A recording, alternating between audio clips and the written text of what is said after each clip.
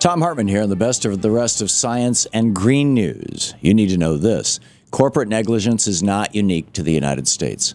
According to a recent article in the Guardian newspaper, TEPCO, the company that operated the Fukushima nuclear power plant, quote, knew of the need to protect against tsunamis, but did not act, end of quote. A newly revealed internal company document shows that the Tokyo Electric Power Company ignored a 2008 warning that the plant could be hit with a tsunami more than 15 meters high. And this document proves that TEPCO did not do everything in their power to protect the plant, even after they learned of the risks. The 2011 tsunami that hit Fukushima led to the biggest nuclear accident since Chernobyl, and the world is still struggling to deal with that disaster. Now we learn that this ongoing nuclear catastrophe may have been avoidable.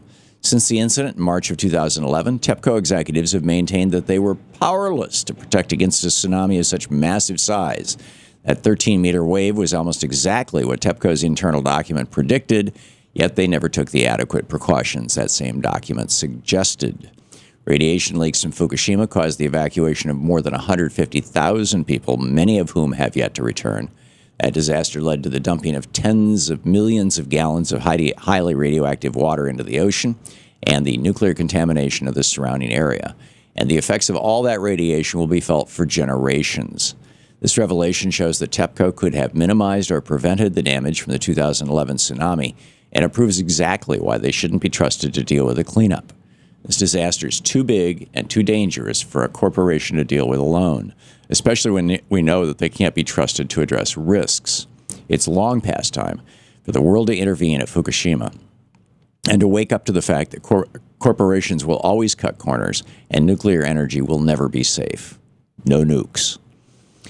Climate action is a human right. That's according to the Hague District Court's recent ruling, which states that the Dutch government has a legal duty to cut carbon emissions 25% by 2020. That landmark ruling was the result of a lawsuit filed in 2013 by the Amsterdam-based environmental group called Urgenda Foundation. With the help of 600 Dutch citizens, that organization argued that their government's failure to reduce carbon emissions was a violation of international law. And in what's being hailed as a precedent-setting victory, the Hague District Court agreed. They ruled, quote, the state must do more to avert the imminent danger caused by climate change, also in view of its duty of care to protect and improve the living environment, end quote. From Brazil to Australia to Ireland, we may soon see more legal challenges to the fossil fuel industry's destruction of our planet. Hopefully we'll see more victorious rulings as well.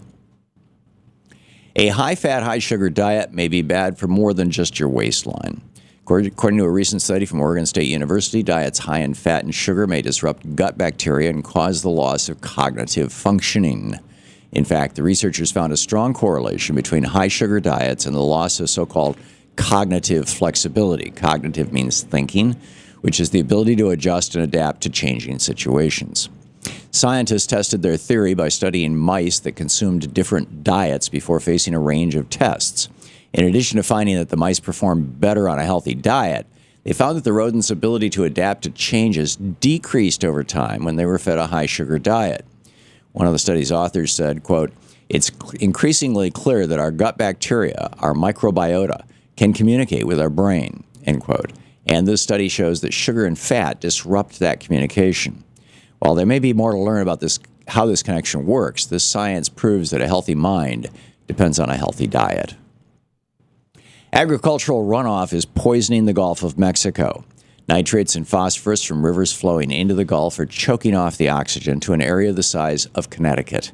The National Oceanic and Atmospheric Administration says that this year's dead zone, which is a name for an area with oxygen levels too low to support life, will be about 5,400 square miles.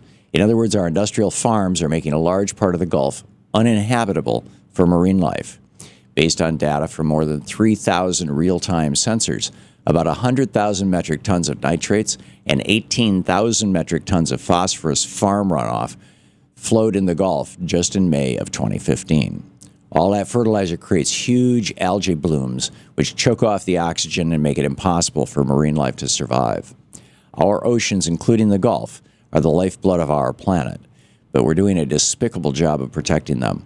Whether it's oil spills or plastic or industrial farm waste, we need to keep our pollution out of the water.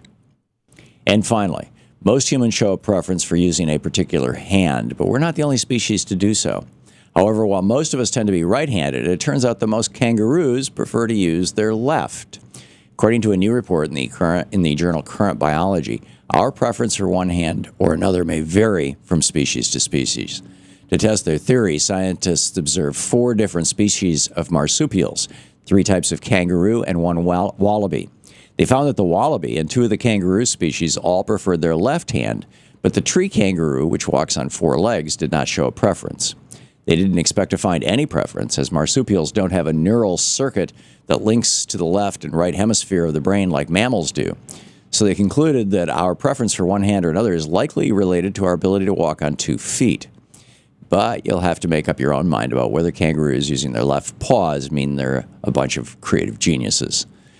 And that's the way it is for the week of June 29th, 2015. I'm Thom Hartmann on Science and Green News.